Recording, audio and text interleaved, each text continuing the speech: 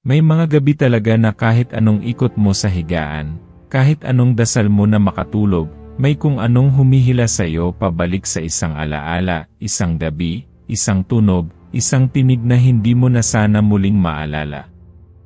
Ganun ang gabi na yon. Gabi ng unang sigaw. Gabi ng unang lihim. Ako si Elijah. Di ako sikat, di rin ako galing sa mayaman. Pero dala ko ang pangalan ng lolo kong albularyo, isang manggagamot sa Surigao na ni minsan ay hindi ako tinuruang matakot sa mga nilalang na hindi kayang ipaliwanag ng siyensya.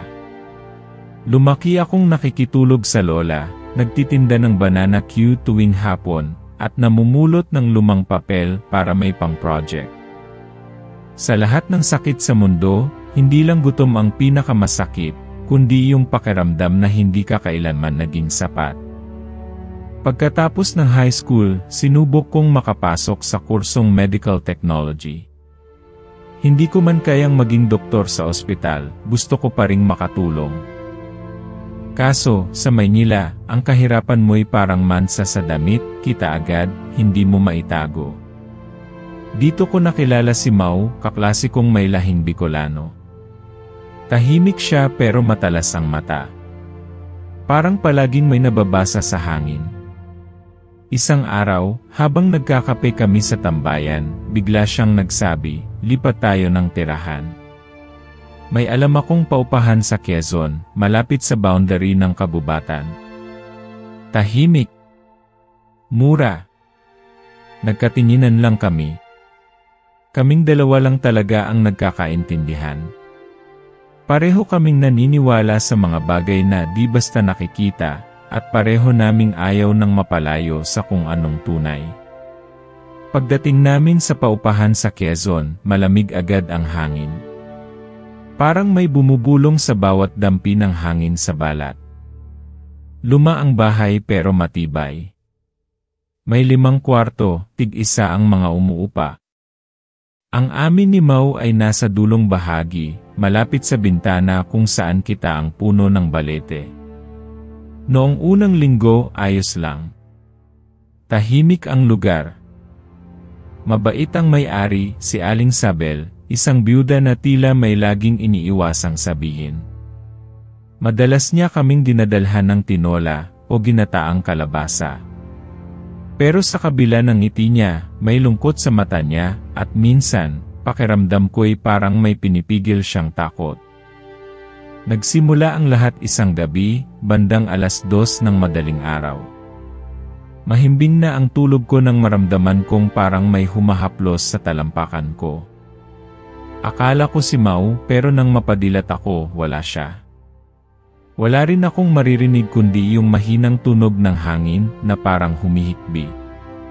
Kinabukasan, inisip ko baka panaginip lang. Ngunit sunod-sunod na ang mga kakaibang nangyari. May mga alingas-ngas sa kisame kahit walang daga. May mga aninong dumadaan sa pinto pero wala namang tao. At minsan, may matinis na iyak na naririnig mula sa kabilang kwarto. Pero lahat ng kasama naming nangungupahan, umalis na pala nung 1 linggo. Hindi ka ba nakakaramdam? Tanong ni Mau sa akin isang gabi habang nag-aayos kami ng mga dried herbs at lumang medical books. Ramdam ko, sagot ko. Pero ayoko pang sabihin. May gumagalaw sa dilim. Pero hindi ito basta multo, Lydia.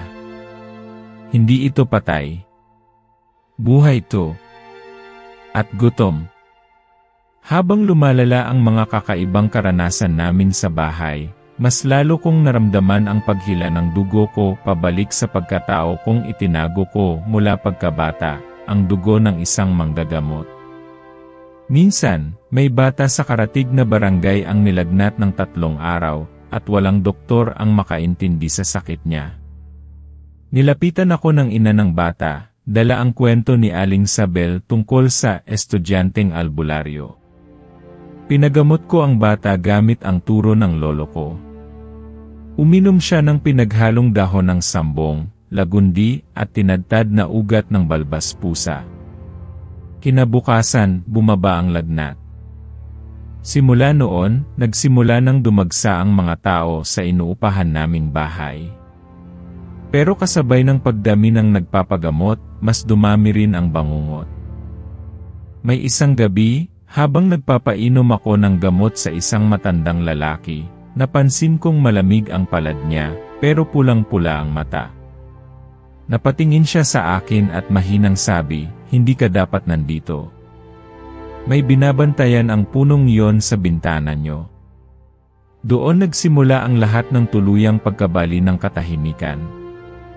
Isang gabi, habang papalabas ako para kumuha ng tubig sa poso, nakita ko si Mau sa may likod ng bahay, kausap si Aling Sabel. Pero ang kakaiba, hindi ito yung Mau na kilala ko. Parang may itim sa gilid ng mga mata niya, at parang nag-iba ang timbre ng boses niya. Nung tinawag ko siya, napalingon siya at biglang ngumiti. "Lydia, may kailangan lang akong ayusin."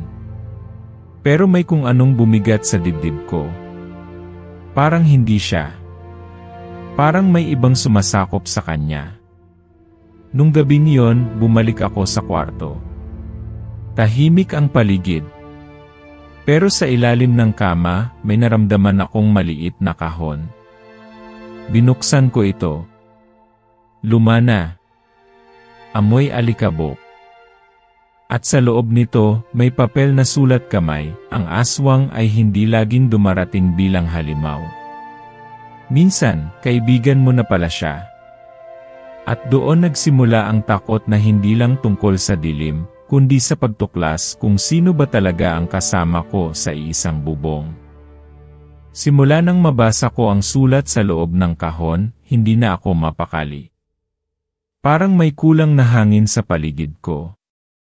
Lahat ng naririnig ko, kaluskos, bulong ng hangin, tunog ng mga sanga sa labas, parang mas lumalalim, mas lumalapit. Si Mau, na dati kong sandalan sa lahat ng gulo sa buhay, ngayon ay tila may tinatago. Lagi siyang nawawala tuwing gabi, at kapag tinatanong ko, palaging may mababaw na sagot. Pero bago pa mangyari ang lahat ng ito, matagal ko nang alam na may lihim ang pamilya ko. Noong bata pa ako, may mga gabi na bigla na lang akong gigising sa hating gabi. Pawis na pawis, nanginginig. At sa bawat panaginip, laging may babae na umiiyak sa ilalim ng puno. Lagi niyang sinasabi, "Bumalik ka." Hindi pa tapos. Lolo ko, si Kaeloy, ang huling albularyo sa amin. Pero ang hindi alam ng karamihan, hindi siya basta manggagamot. Nakikipag-usap siya sa mga nilalang sa kabilang mundo. May mga gabi na tatahimik ang buong bahay habang nasa loob siya ng kanyang silid. At minsan, pagkatapos ng dasal niya, makikita ko ang mata niya, namumula, pagod, parang may ipinaglaban.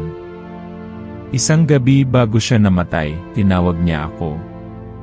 Pinahawak niya sa akin ang isang maliit na bagay, isang puting kabibe na tila may liwanag mula sa loob. Pagdating ng araw, babalik ka sa pinanggalingan mo. Hindi mo maiiwasan, Elijah. Hindi lang dugo ang minana mo. May utang din eh. Nang tanungin ko kung anong utang, ngumiti lang siya. Yung klase ng utang na hindi pera ang pambayad. Ngayon, habang nasa loob ako ng paupahang iyon sa Quezon, nararamdaman kong unti-unti na akong hinahatak pabalik sa mundong iniwasan ko. Ang gabi ay lumalalim at sa bawat sulok ng bahay, may mata na nakamasid. Isang gabi, habang pauwi ako mula sa maliit na tindahan sa kanto, bigla na lang akong napahinto. Sa may gilid ng daan, may nilalang na tila tao pero hindi ganap na tao. Mahaba ang buhok, kulay pilak, at ang balat ay parang kabibe. Nakaupo siya sa ibabaw ng bato malapit sa ilog. "Hindi ka dapat nandito sa oras na ito," bulong niya. "Ano ka? Isa akong bantay. Ako ang ginising ng kabibeng iniwan ng lolo mo. Hindi ako ang panganib dito, Elijah. Pero may paparating. At siya ay matagal ng gutom. Bigla siyang nawala na parang usok, pero sa kinatatayuan niya, naiwan ang isang piraso ng tela, kulay bughaw, may nakaburdang sinaunang simbolo. Kinuha ko ito, at paghawak ko pa lang, may parang init na dumaloy sa kamay ko. Pagbalik ko sa bahay, si Mau ay tahimik sa kama. Pero nang makita niya ang tela, agad siyang tumayo. Saan mo nakuha yan? May nilalang sa ilog. Hindi ko alam kung anong klaseng shokoy. Hindi sila nagpapakita basta-basta. Kung nagpakita siya, ibig sabihin may nagising na. At baka hindi lang ikaw ang target. Unti-unti ko nang nararamdaman ang bigat ng mundo sa balikat ko. Ayoko sanang paniwalaan. Gusto ko lang maging simple, mag-aral, makatapos, tumulong sa mga may sakit. Pero ngayon, parang lahat ng sinikap kong takasan ay bumalik sa isang iglap.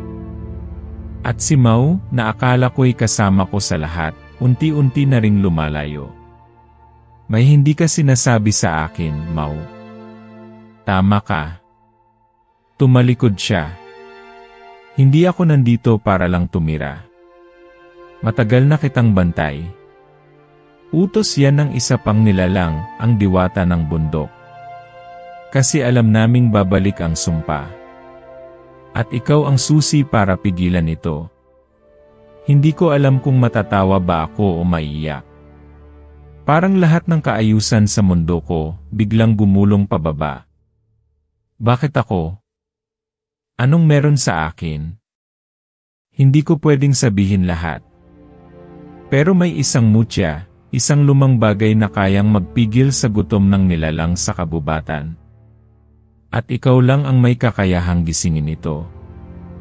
Pero bago mo ito magamit, kailangan mong matutong protektahan ang sarili mo. Kung gusto mong mabuhay, kailangang bumalik ka sa pagiging manggagamot. Noong gabing iyon, dinala ako ni Mau sa likod ng bahay, sa isang lihim na daan papuntang gubat. Sa gitna ng mga punong tahimik, may isang malalim na hukay.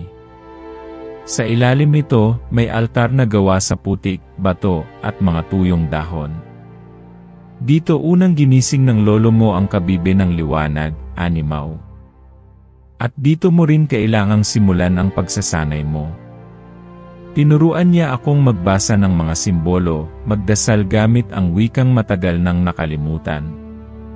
Pinapahawak niya ako ng mga halamang may kakaibang enerhiya, at tinuruan akong maramdaman ang pulso ng paligid, ang mga nilalang na hindi mata ang ginagamit para makita. Pero habang lumalalim ang pagsasanay ko, mas lalo kong nararamdaman ang pagtutol sa puso ko. Hindi ko ito pinili. Hindi ko ginusto ang ganitong buhay. Bakit hindi na lang iba? Tanong ko minsan, habang nagbabantay sa ilog. Dahil ikaw ang may pusong hindi agad lumalaban pero hindi rin sumusuko. At habang papalapit ang gabi ng kabilugan ng buwan, may malamig na hangin ang dumaan sa likod ko. Napalingon ako at sa dulo ng kagubatan, sa ilalim ng anino ng balete, may dalawang pulang matang nakatitig sa akin. Hindi ito tao. Hindi rin basta hayop. Pero alam ko matagal na niya akong hinihintay. You said, right is siyam na daan word introduction for Tagalog horror fantasy YouTube story with the title, Estudyanteng Manggagamot day tumira day Paupahan day Quezon Province, Kwentong Aswang, True Story. Start with a strong emotional or mysterious hook that immediately captures attention. Strong, cinematic-style opening hook likho, G's emotional film ya viral docu-style video shuru hoti hai. Ay silain hujo dil hilade. Pela jumla sonte hai viewer college, ye kahani tupuri dekni padeji. Hukaton ho, dardnak, suspenseful, ya shocking, lekin real. Introduce the main character, someone who is poor, rejected, or carrying a painful past. Slowly show strange signs or events that hint at a supernatural presence. Include light moments with a close friend or trusted companion to show contrast. Keep the tone serious, suspenseful, and emotional, like a real human storyteller.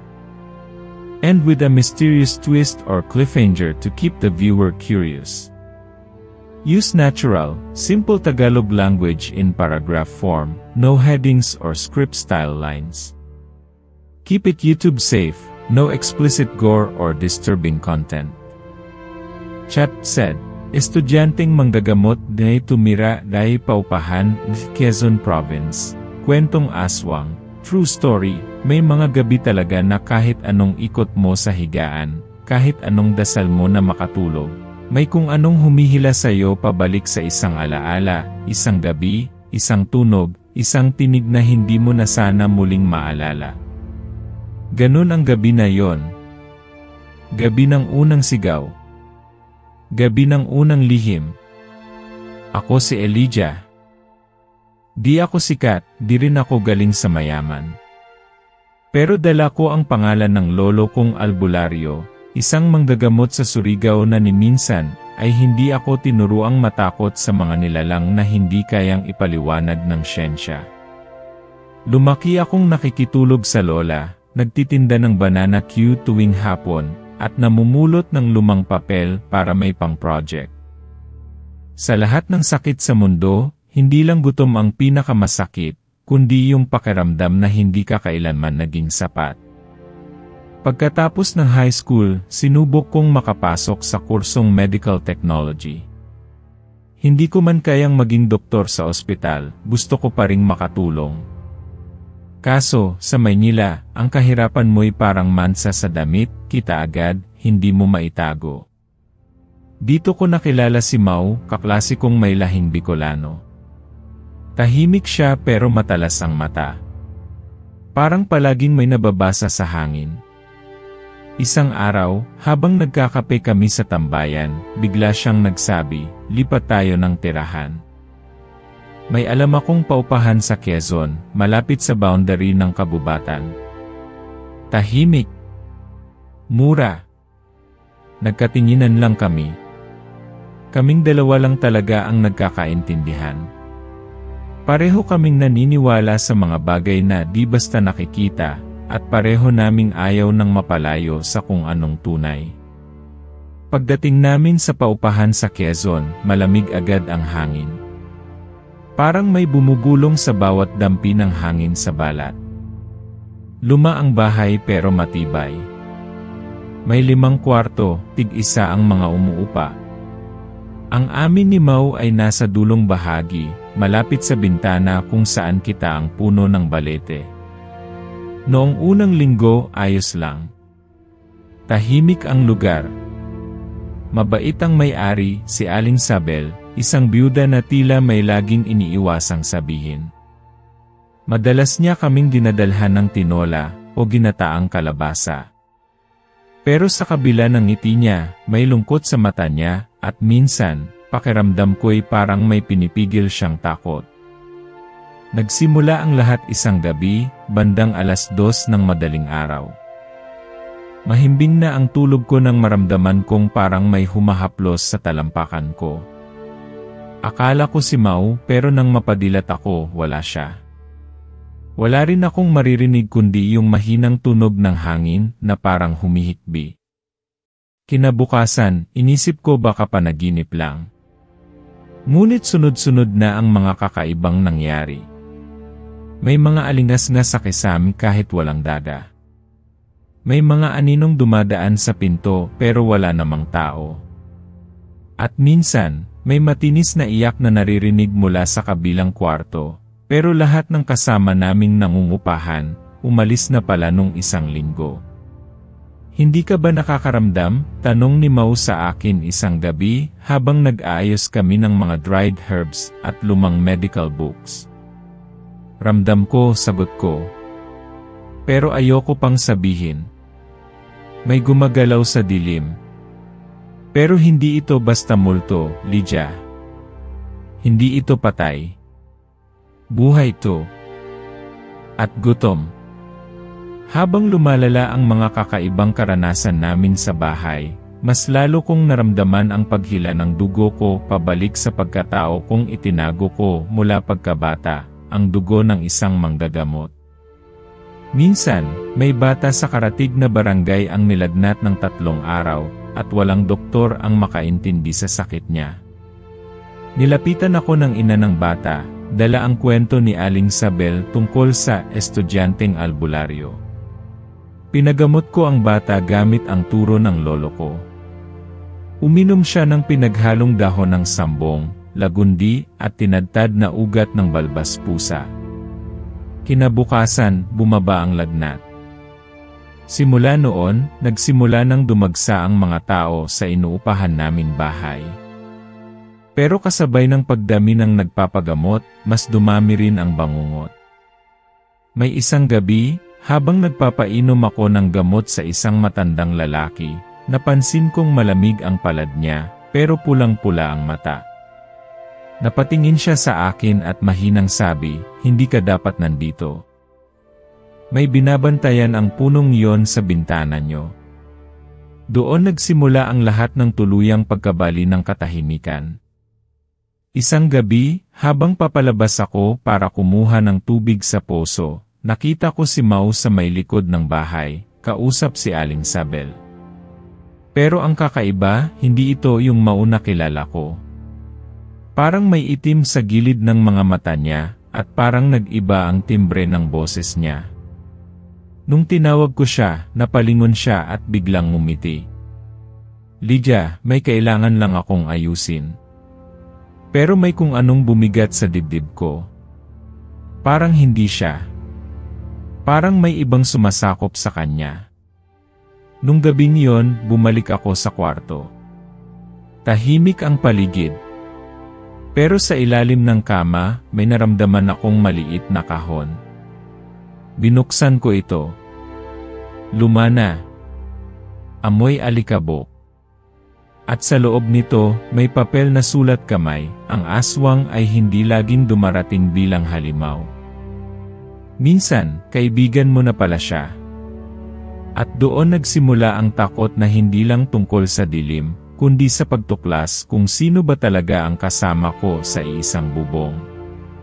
You said, continue from part 1 and write Siyam 0 words. Deepen the character's backstory, especially their family's hidden past or secret pain. Show growing tension between the hero and people around them. Introduce a magical being, like Shokoy, Diwata, Albularyo, or Spirit, who reveals the real threat, a powerful aswang, curse, or dark force. A magical object, mutya, kabibe, o luma ngunit makapangyarihang bagay, is revealed. Let the main character begin to train, resist, or deny their destiny. Keep the mystery alive, don't resolve conflicts yet. Use natural Tagalog, human narration, and paragraph storytelling style. Chat said, simula nang mabasa ko ang sulat sa loob ng kahon, hindi na ako mapakali. Parang may kulang na hangin sa paligid ko. Lahat ng naririnig ko, kaluskos, bulong ng hangin, tunog ng mga sanga sa labas, parang mas lumalalim, mas lumalapit. Si Mau, na dati kong sandalan sa lahat ng gulo sa buhay, ngayon ay tila may tinatago. Lagi siyang nawawala tuwing gabi, at kapag tinatanong ko, palaging may mababaw na sagot. Pero bago pa mangyari ang lahat ng ito, matagal ko nang alam na may lihim ang pamilya ko. Noong bata pa ako, may mga gabi na bigla na lang akong gigising sa hating gabi. Pawis na pawis, nanginginig. At sa bawat panaginip, laging may babae na umiiyak sa ilalim ng puno. Lagi niyang sinasabi, bumalik ka. Hindi pa tapos. Lolo ko, si Kaeloy, ang huling albularyo sa amin. Pero ang hindi alam ng karamihan, hindi siya basta manggagamot. Nakikipag-usap siya sa mga nilalang sa kabilang mundo. May mga gabi na tatahimik ang buong bahay habang nasa loob siya ng kanyang silid. At minsan, pagkatapos ng dasal niya, makikita ko ang mata niya, namumula, pagod, parang may ipinaglaban. Isang gabi bago siya namatay, tinawag niya ako. Pinahawak niya sa akin ang isang maliit na bagay, isang puting kabibe na tila may liwanag mula sa loob. Pagdating ng araw, babalik ka sa pinanggalingan mo. Hindi mo maiiwasan, Elijah. Hindi lang dugo ang minana mo. May utang din eh. Nang tanungin ko kung anong utang, ngumiti lang siya. Yung klase ng utang na hindi pera ang pambayad. Ngayon, habang nasa loob ako ng paupahang iyon sa Quezon, nararamdaman kong unti-unti na akong hinahatak pabalik sa mundong iniwasan ko. Ang gabi ay lumalalim at sa bawat sulok ng bahay, may mata na nakamasid.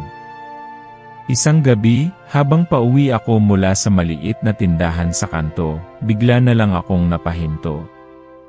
Sa may gilid ng daan, may nilalang na tila tao pero hindi ganap na tao. Mahaba ang buhok, kulay pilak, at ang balat ay parang kabibe. Nakaupo siya sa ibabaw ng bato malapit sa ilog. Hindi ka dapat nandito sa oras na ito, bulong niya. Ano ka? Isa akong bantay. Ako ang ginising ng kabibeng iniwan ng lolo mo. Hindi ako ang panganib dito, Elijah. Pero may paparating. At siya ay matagal ng gutom. Bigla siyang nawala na parang usok, pero sa kinatatayuan niya, naiwan ang isang piraso ng tela, kulay bughaw, may nakaburdang sinaunang simbolo.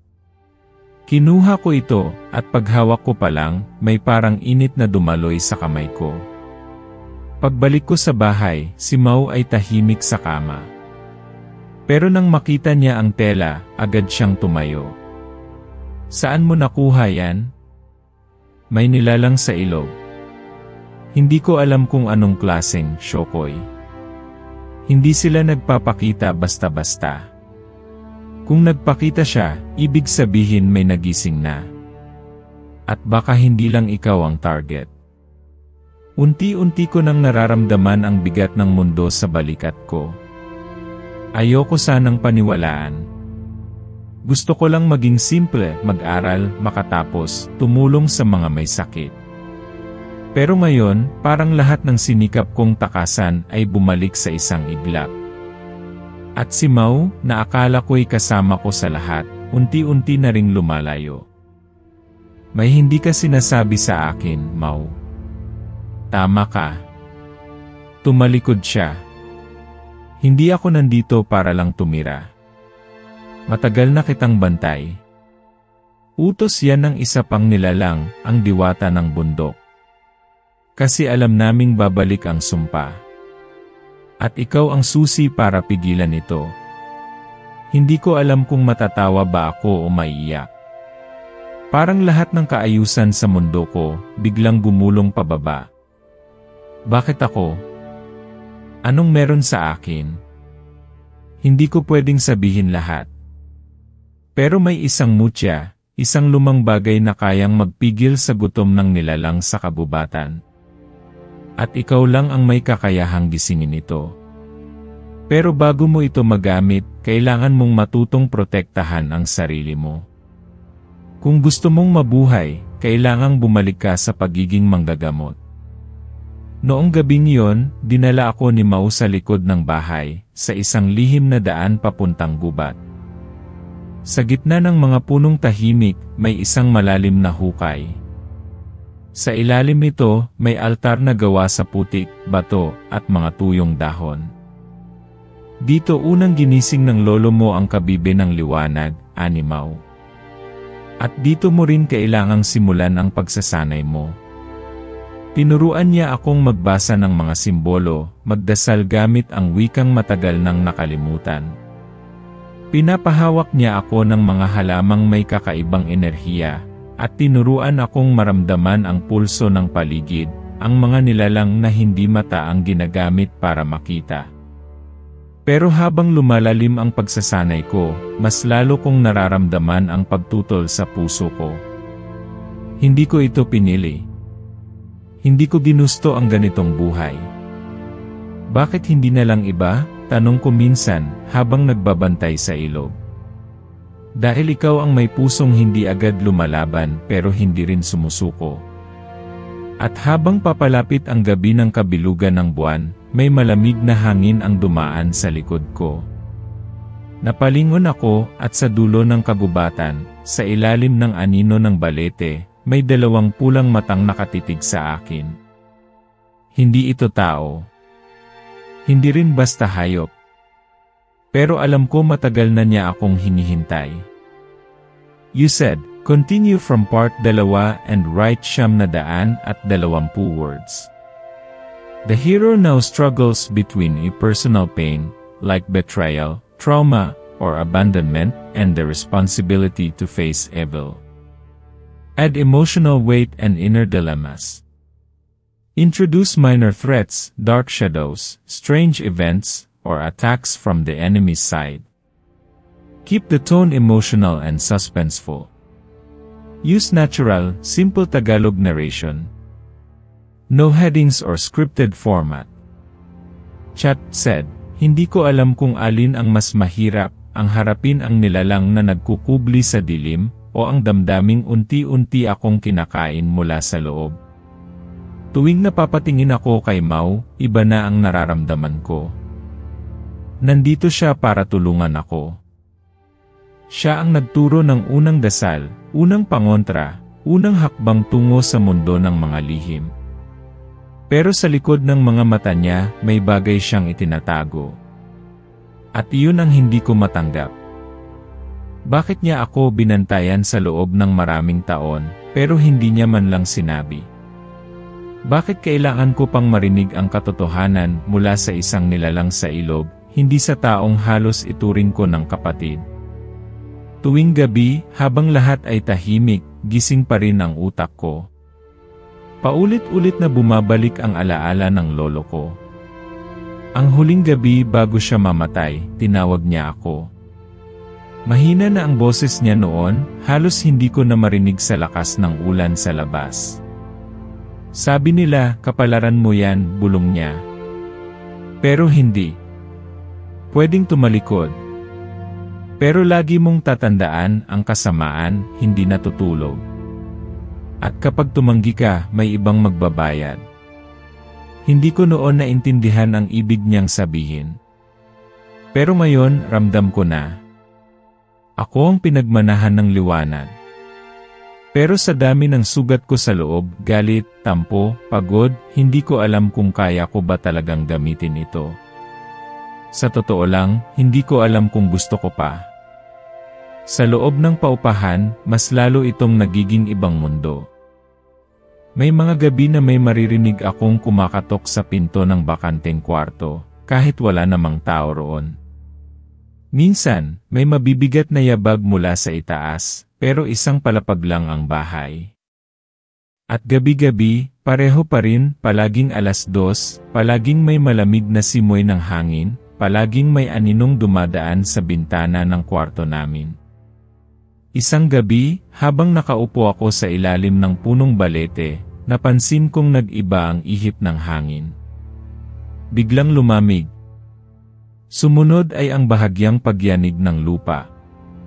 At mula sa di kalayuan, may narinig akong ungol, hindi tao, hindi hayop, kundi isang halimaw na nasasaktan o nagagalit.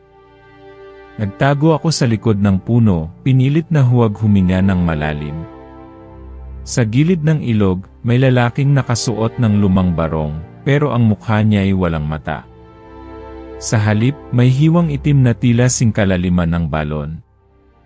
Tila naamoy niya ako, dahil dahan-dahan siyang lumingon sa direksyon ko. Tagapagmana, anya, basag ang boses. Hindi mo kami matatakasan. Sabay niyon, naglaho siya sa isang iglap, naiwan lang ang amoy ng sunog at isang patak ng dugo sa lupa. Kinabukasan, hindi ko mapigilan si Mau. Alam mong may dumarating. Pero bakit hindi mo sinabi ang buong totoo?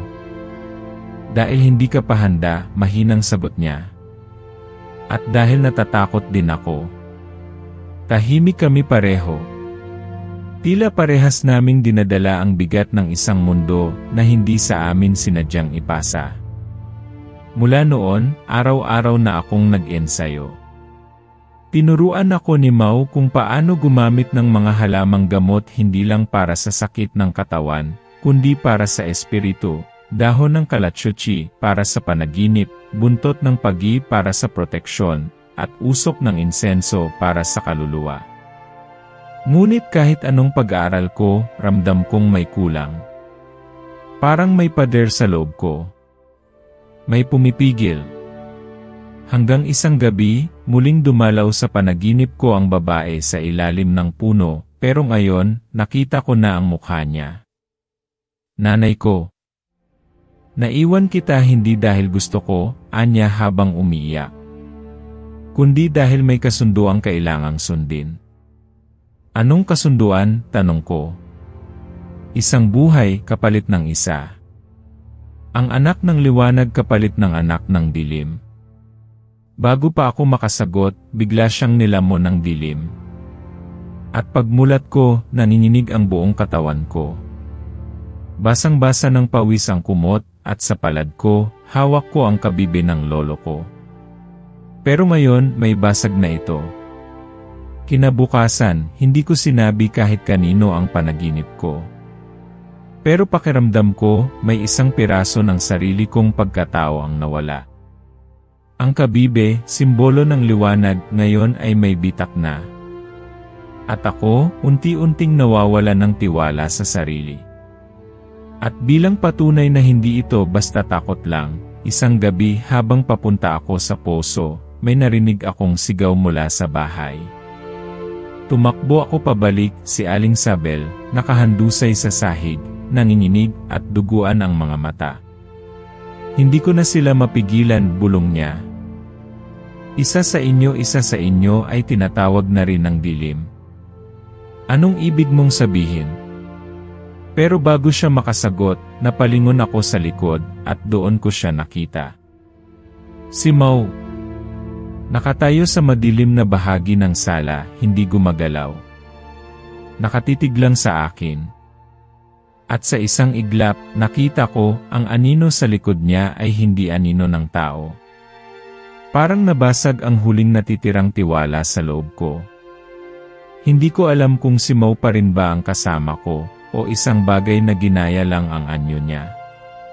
Pero ang alam ko lang, simula nang gisingin ko ang liwanag sa loob ko, ginising ko rin ang dilim na matagal nang naghihintay. At ngayong wala na akong balikan, wala na rin akong dahilan para umatras. Hindi ko na mabilang kung ilang gabi na akong hindi maayos ang tulog. Hindi dahil sa inday o init, kundi dahil sa mga aninong hindi ko na maikakaila. Sa bawat sulok ng paupahan, may gumagalaw. Sa bawat hakbang ko sa labas, may mga matang nakamasid. Lalo na sa gabi. Lalo na kapag ako lang ang gising. Si Mau, simula nung gabi ng pangitain, naging tahimik. Hindi na siya tumitingin sa akin gaya ng dati. Para bang nahihiya o natatakot. Hindi ko rin siya masisisi. Simula nang mabasag ang kabibe at mamatay si Aling Sabel, parang bumukas ang isang pintuan na hindi na pwedeng isara.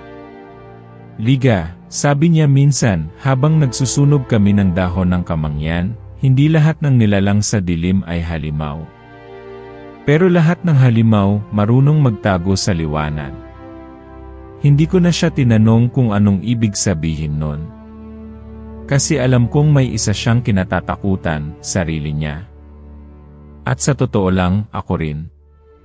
Dahil habang lumalalim ang koneksyon ko sa kabibe, kahit basag na ito, mas nararamdaman kong may kung anong puwersa ang kumikilos sa loob ko. Isang gabi, habang nagsasanay kami ng panalangin para sa proteksyon, bigla na lang lumamig ang paligid. Mula sa mga gilid ng halaman sa bakuran, may maitim na usok na gumagapang. Napatigil si Mau.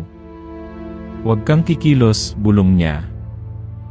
Dahan-dahan naming sinundan ng tingin ang paggapang ng usok, hanggang sa ito'y tumigil sa harap ng pinakamatandang puno sa bakuran, isang punong kaimito na halos kasing sigla pa ng lola ko nung nabubuhay pa. Biglang umalon ang lupa sa paanan nito, at mula sa ilalim ng ugat, may lumitaw na kamay, maitim, mahaba ang kuko, at amoy bulok.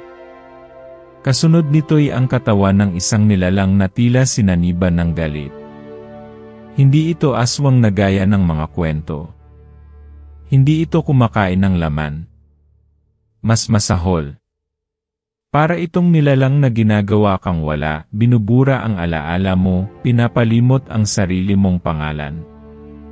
Napaatras ako, pero sa isang iglap, nagliyab ang kabibe sa palad ko, kahit basag ito.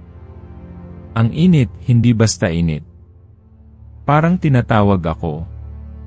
Parang may sinisigaw. Gamitin mo, sigaw ni Mau. Hindi ko alam kung paano. Ramdamin mo. Hindi ito tungkol sa utak, puso mo ang gagamitin mo. Pero natakot ako. Sa kabila ng lahat ng narinig ko, natutunan ko, hindi ko pa rin mapigilan ang takot. Hindi lang takot sa halimaw, kundi takot na baka totoo ngang ako ang susi, at baka wala akong kakayahang buksan ang dapat buksan. Bigla na lang umatras ang nilalang, tila nasunog ng liwanag mula sa basag na kabibe. Naglaho ito kasabay ng amoy ng nasusunog na dahon. Naiwan kaming dalawa, hingal, pawis, at takot. Simula noon, araw-araw kaming naghahanda. Gumawa kami ng panangga sa paligid ng paupahan gamit ang asin, uling, at mga tuyong damo. Naglagay kami ng mga palaspas sa bawat bintana, bawat pinto. Pero sa kabila ng lahat ng ito, ramdam naming hindi ito sapat. Isang araw, habang binubuklat ko ang lumang journal ng lolo ko, may natagpuan akong pahina na tila inipit at tinakpan. May nakasulat doon sa lumang Tagalog, sa 3 gabi ng kabuuan ng buwan, babalik ang anak ng buwan. Siya ang may dala ng dilim, at siya rin ang tanging makapapatay sa sarili niya. Hindi ko agad naintindihan. Pero nang ipakita ko ito kay Mau, natigilan siya. Anak ng buwan, bulong niya. Ikaw iyon, Elijah. Ikaw ang tinutukoy. At kung tama ang pagbasa ko, ikaw lang din ang may kapangyarihang pumatay sa kanya. Sa sarili ko. Hindi. Sa kaanyuan niya. Sa katawan na tinanggap niya para manira. Tahimik kaming pareho. Pero sa isip ko, isang bagay lang ang malinaw, may koneksyon ako sa nilalang na ito. At kung totoo man to, ibig sabihin baka nga hindi ko lang kaaway ang nilalang. Baka bahagi siya ng dugo ko. Gabi-gabi, sinusundan kami ng mga anino. Minsan, may maririnig kaming iyak sa bubungan. Minsan, may babagsak na ibon sa harapan ng bahay, wala ng ulo. Minsan, sa kalagitnaan ng pagkain, biglang babaligtad ang mga kutsara at plato. At isang gabi, sa salamin ng banyo, may sulat na dugo, malapit na ako. Handa ka na ba? Gusto ko nang tumakbo. Gusto kong bumalik sa luma kong buhay, yung ako lang ang problema ko, hindi ang buong paligid. Pero sa tuwing titingin ako sa kabibe, kahit basag ito, naiisip ko ang mukha ni Lolo, ang luha ni Nanay sa panaginip, at ang mga batang nilalapitan ako para magpagamot. Hindi na ito tungkol sa akin. Hindi na ako pwedeng tumalikod. Si Mau, sa kabila ng katahimikan niya, lumalaban din minsan, nakikita ko siyang mag-isa sa silid, kinakausap ang sarili sa salamin. Minsan, umiiyak siya habang hawak ang itim na kwintas na hindi niya inaalis kahit kailan. May iniwan din ako sa mundo, sabi niya minsan. At hindi ko alam kung makakabalik pa ako. Bakit mo pa ginagawa to? Tanong ko. Tingin mo ikaw lang ang sinakripisyo. Sa gabing iyon, naupo kami sa may bangkito sa likod ng bahay. Tahimik lang kami. Parehong sugatan, parehong pagod. Pero pareho ring hindi sumusuko. Mula sa kakahuyan, may nagniningning na mga pulang mata. Hindi pa siya lumalapit. Pero alam naming naroroon siya. At alam naming malapit na. Sa bawat araw na lumilipas, mas lalo kong nararamdaman na wala na talagang ligtas na lugar sa paupahan.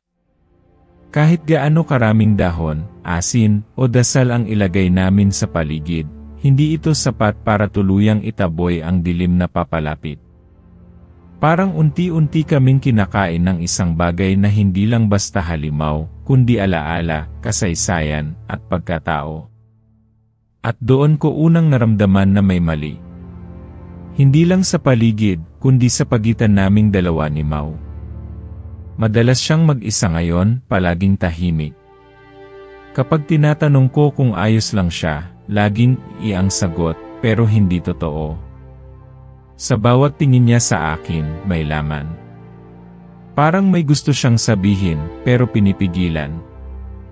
Isang hapon, habang ini-inspeksyon ko ang bakod ng paupahan, may napansin akong kakaibang simbolo na nakaukit sa kahoy. Bilog na may bituin sa loob, at mga linya sa gilid na parang sulat mula sa ibang wika. Tiningnan ko ito ng mabuti at biglang kumirot ang ulo ko. Sa iglap ng sakit, may pumasok na alaala hindi sa akin. Hindi ko ito naranasan. Pero nakita ko. Isang ritual. Isang batang lalaki nakagapos. Isang babaeng nakaputi, umiiyak habang may nilalang na may pakpak at matatalim na ngipin ang lumalapit sa bata. At sa likod ng eksena, may isa pang bata na nanonood, hindi umiiyak. Tahimik. Walang emosyon. Pagdilat ko, si Mau na ang nasa harapan ko. Hawak niya ang ulo ko at may paniniig sa mga mata niya. Ano yon? Tanong ko, hinal at gulo ang isip. Isa lang itong paalala ng kung sino ka. Hindi yon alaala ko. Hindi ako yon. Hindi ako iyong batang lalaki. Hindi nga. Pero kilala mo siya. Dahil ikaw ang kapalit niya. Napatigil ako. Ano? Mau tumingin sa lupa. Ang totoo, Elijah hindi lang basta manggagamot ang lolo mo. Isa siyang tagapamagitan. At sa isang panahon, may kasunduan siyang pinasok para mapanatiling balanse ang mundo ng tao at mundo ng mga nilalang. Kailangan ng sakripisyo. Kailangan ng buhay. Buhay ng bata, bulong ko. Ako? Hindi dapat ikaw, sagot ni Mau. Dapat ako. Parang natunaw ang hangin sa paligid. Hindi ko alam kung anong nararamdaman ko, galit, takot, o awa. Ikaw ang bata sa alaalain. Ako ang pinapanood. Ako ang dapat ialay. Pero nung gabing yon, pinalitan ako ng lolo mo. Ikaw ang pinili niya. Ika nga niya, mas malakas ka.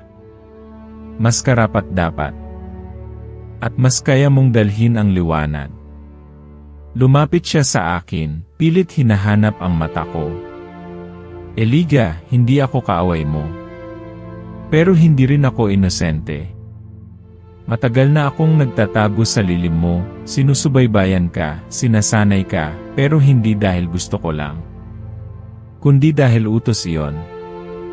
Dahil kung hindi ka handa sa pagbabalik ng nilalang sa kabubatan, tayo lahat ang mawawala. Hindi ko alam kung anong mas masakit, ang katotohanang ginamit ako ng sarili kong kaibigan, o ang katotohanang ang sarili kong lolo ang pumili sa akin bilang alay. Gabi na noon. Mula sa kakahuyan, may tumahol na aso, sunod-sunod, tila may hinahabol. Sumunod ang kaluskos. At bigla na lang, mula sa kisam ng bahay, bumagsak ang isang bagay, isang piraso ng balat ng tao, tuyot at may sulat sa likod, huli na. Isang alay pa ang kailangan. Tumakbo kami palabas ng bahay. Si Mau, hawak ang sako ng mga gamit pangontra, ako na may dala ang basag na kabibe. Papunta kami sa likod bundok, sa pinagkakakitaan naming altar. Pagdating namin, nabigla ako, may nakatindig na nilalang sa altar. Diwata. Pero hindi gaya ng inaasahan kong maputi, marikit, o kalmado. Siya ay madilim, nakaitim, at ang mga mata ay kulay abong parang abo ng bangkay. Hindi kayo ang hinihintay ko, Anya. Pero kayong dalawa ang dapat magdesisyon. Niyuko ko ang ulo. Ano nang ibig mong sabihin? Isang buhay pa ang kailangan. Para tuluyang maisara ang pinto. Hindi ko kayo pipilitin. Pero kung walang handang ialay, bubuksan ng nilalang ang daan, at hindi lang ang Quezon ang mapipinsala. Napatingin ako kay Mau. Siya, tumitig sa akin. Alam ko kung sino ang dapat. Hindi mabilis kong sagot. Ako ang napili. Ako ang kabibi ng liwanag. Pero ako ang may utang. Ako ang tumakbo noon. Pinigilan ko siya. Hinawakan ang braso niya. Hindi pa ito ang wakas. Hindi pa ito ang dulo ng kwento natin. Ngunit bago pa kami makapagsalita ulit, biglang umalon ang lupa. Mula sa kakahuyan, dumating ang itim na usok, mas makapal, mas buhay. At sa gitna ng anino, may lumitaw na figura, matangkad, nakabalot sa kadiliman, at ang boses ay malalim na parang galing sa ilalim ng lupa. Elijah, bulong niya. Hindi mo pa rin ako natatandaan? Sumikip ang dibdib ko. Dahil sa mismong tinig niyang iyon, bumalik ang isang alaala, ako, bilang bata, umiiyak sa kandungan ng isang nilalang na malamig pero mahigpit ang yakap. Hindi ka kaaway, sabi ko, halos hindi ako makapaniwala sa sarili kong salita. Hindi na, sagot niya. Ako ang tunay mong ama. At doon ako tuluyang nawala ng salita. Sa isang iglap, ang mundong kilala ko, ang kabutihan at kasamaan, liwanag at dilim, bigla na lang naghalo. At ngayon, ang tanong, kaninong dugo ang dapat kong sundin? Kaninong alaala ang mas totoo? Sa dilim ng gabi, habang ang hangin ay nagdadala ng sigaw ng mga hindi matahimik, alam kong malapit na ang wakas. Pero hindi pa ito ang wakas ng digmaan. Ito pa lang ang simula ng katotohanan. Ang hangin ay hindi na basta malamig, para na itong may laman. Mula sa bawat sulok ng kabubatan, tila may mga matang nakamasid. Ang mga dahon ay hindi lang basta gumagalaw, parang may ritmo, parang may ritual. Sa gitna ng altar, naroon siya, ang nilalang na tinatawag nilang anak ng dilim. At sa kabila ng lahat ng takot, gulo, at sakit naroon din ako, si Elijah, ang tagapagmana ng liwanag. Ang basag na kabibe ay nasa palad ko. Kumikislap kahit buo na lang sa alaala ang anyo nito. Sa tabi ko si Mau, hawak ang itim na kwintas at basang-basa ng pawis. Pareho kaming naninginig, hindi lang dahil sa takot, kundi dahil sa bigat ng lahat ng hindi pa nasasabi. Ng lahat ng hindi pa nalalaman. Lumapit ang nilalang. Mabagal. Malalim ang bawat hakbang. Hindi na siya nagtatago. Ang anyo niya ngayon ay ganap tao pero hindi. May balat pero anino ang laman. At ang mga matang nakita ko na noon. Mga matang humaplos sa pagkabata ko, sa panaginip, sa alaala na pilit kong kinalimutan. Elijah, wika niya, tinig na parang hamog ng gabi. Hindi ako dumating para sirain ka. Dumating ako para ibalik ka. Balik saan? Sagot ko, halos bulong lang. Sa akin. Sa pinagmulan mo. Napatingin ako kay Mau. Siya, nakatitig lang sa nilalang, handang umatake kung kailangan. Pero alam naming pareho, hindi ito ordinaryong kalaban. Hindi ito isang halimaw lang. Isa siyang bahagi ng kasaysayan.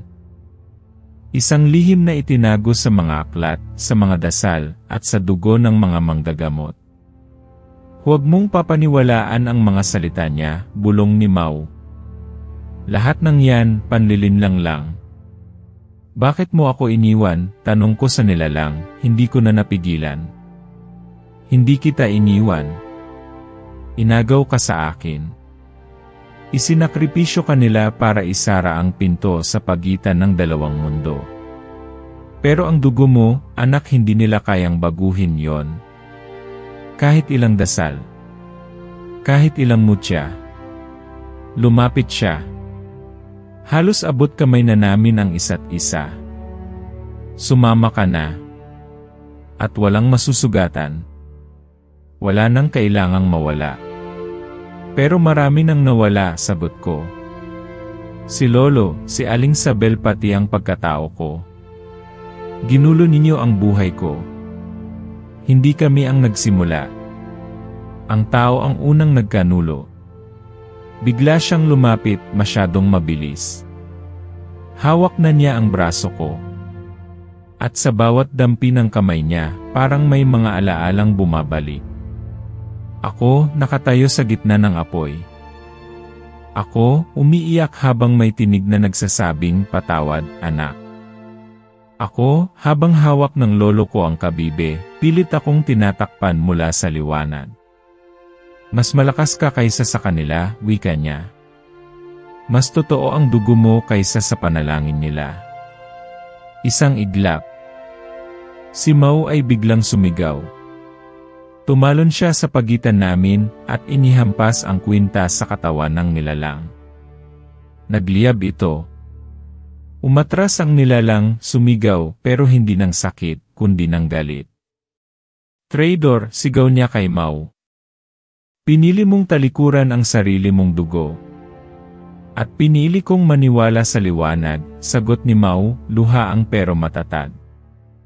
Bigla silang nagtagisan. Mabilis. Mas mabilis kaysa sa kaya ng mata.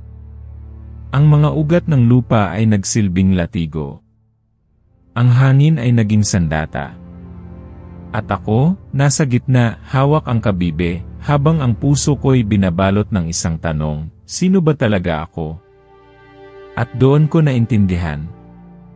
Hindi ako pipili sa liwanag o sa dilim. Hindi ako dapat magpakulong sa dugong ibinigay sa akin. Ako mismo ang dapat lumikha ng daan. Pinikit ko ang mga mata.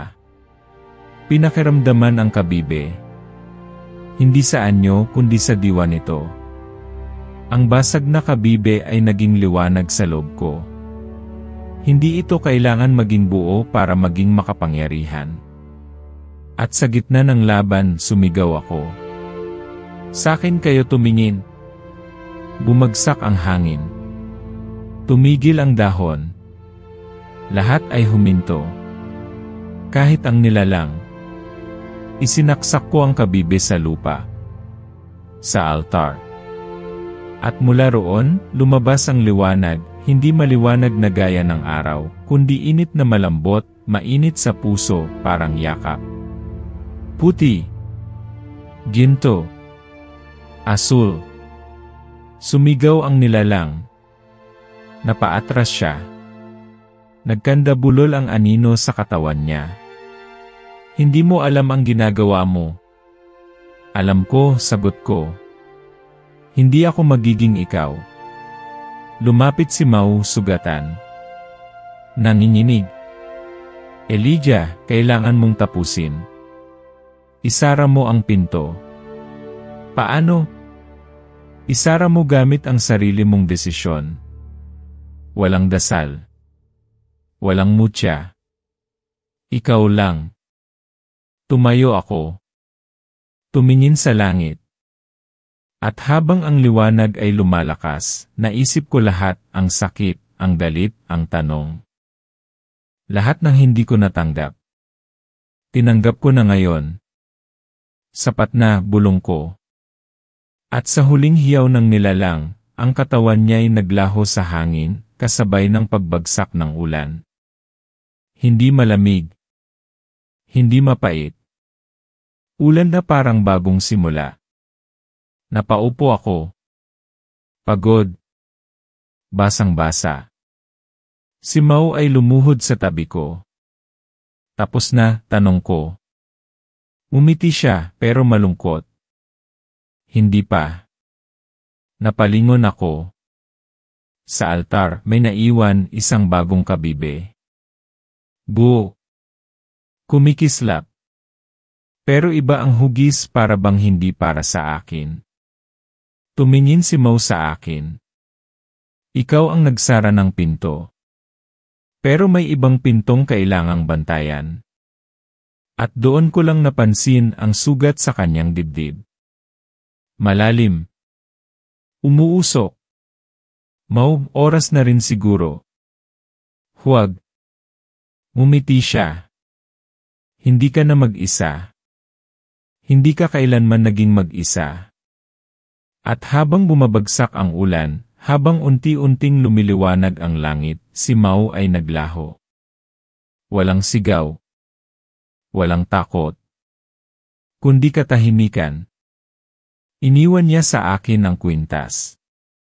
At sa hangin may bumulong, may bagong tagapagbantay. Pero bago ako makauwi, bago tuluyang tumigil ang ulan, may narinig akong ungol mula sa ilalim ng lupa. Isang boses. Babae. Bata. Hindi pa tapos. Pagkatapos ng gabing iyon, hindi na bumalik ang dilim sa paupahan. Tumigil ang mga kaluskos sa gabi, nawala ang mga aninong palihim kung gumalaw. Ang hangin na dati mabigat at malamig, naging banayad na at tahimik. Parang huminga ulit ang buong paligid, hindi lang ang bahay, kundi pati ang gubat, ang ilog, at ang mga lumang alaalang itinago sa lupa. Pero kapalit ng kapayapaang iyon, may nawala. Wala na si Mau. Bawat sulok ng paupahan ay may bakas ng presensya niya, ang paborito niyang bangkito sa likod ng bahay, ang sinampay niyang hindi na natuyo, ang tasa ng kape na hindi niya naubos. Lahat ng iyon, tahimik. Walang ingay. Parang kahit ang mga bagay ay nagluluksa rin. Araw-araw, tinitignan ko ang kwintas na iniwan niya. Itim pa rin ito, malamig, pero para bang buhay. Minsan, sinusuot ko. Minsan, nilalapag ko lang sa altar ng lolo ko. Hindi ko pa rin alam kung kailan ko ito muling kakailanganin, pero alam kong hindi pa ito tapos. Ang kabibe ibang-iba na ngayon. Hindi na ito basag. Buulit, pero may bago na itong anyo, tila may mga bitak pa rin, pero may liwanag sa loob ng bawat lamat. Parang paalala na kahit sugatan, pwedeng muling tumindig. Pwedeng maging liwanag. Sinimulan kong ayusin ang paupahan. Isa-isa kong kinakausap ang mga nakatira roon, pinaliwanag ko ang ilang bagay, yung mga kaya nilang unawain. Ang iba, umalis. Ang iba, nanatili, pero may distansya na. Hindi ko sila masisisi. Paano mo nga ba ipapaliwanag sa karaniwang tao na ang kasama nila sa bahay ay isang albularyong tagapagmana ng liwanag na minsang humarap sa anak ng dilim? Isang umaga, may dumating na matandang lalaki. May dala siyang bungkos ng dahon, palaspas, at isang makalumang aklat. Taga-bundok siya, at kilala raw niya si Kaeloy, ang lolo ko. Ikaw na ba ang pumalit sa kanya? Tanong niya habang inaabot sa akin ang aklat. Hindi ko alam kung handa na ako, sagot ko. Walang tunay na handa sa ganyang tungkulin, ani niya. Pero kapag tinanggap mo, ikaw na yon. Hanggang dulo. Binuklat ko ang aklat.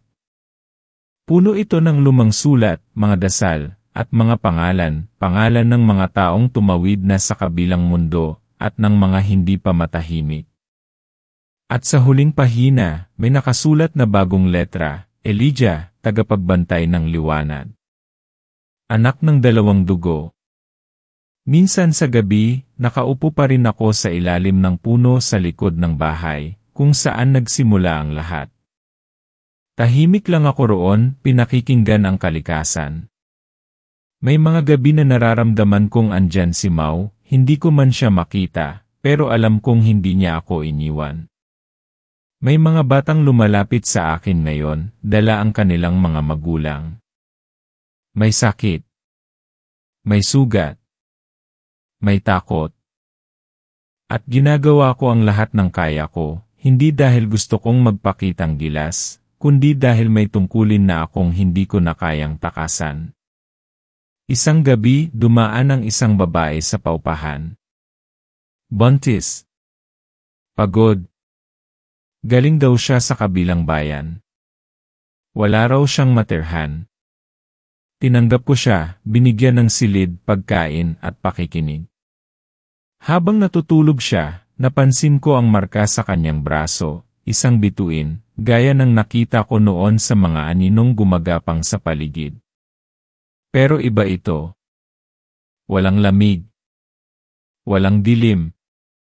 Liwanag. Baka hindi pa tapos ang lahat. Baka isa na naman itong paalala na ang mundo ng liwanag at dilim ay patuloy na nagkakabanggaan.